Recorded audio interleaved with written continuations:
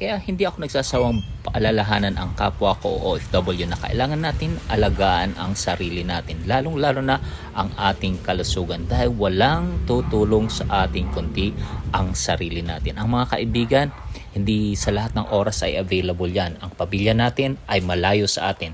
Napakapalad mo na kung ituring kang pamilya ng amo mo na dadalhin ka sa ospital, aalagaan ka. Sa tingin ko nga, parang bihirang-bihira lang yan. Pero meron namang gumagawa. Meron namang mabubuting amo. Yung bibigyan ka ng oras, pagde-de-offin ka para makapagpahinga ka, bibigyan ka ng pagkain para lumakas ka. Ipagpasalamat din natin. Kaya bago tayo humantong sa mga kasakitan na yan, kailangan alagaan natin ang sarili natin. Dahil kung na high blood ka o na stroke, sino ang tutulong sa iyo? Uli, ang ating sarili lamang. Palagi nating tatandaan, walang moder o boss na nakokontrol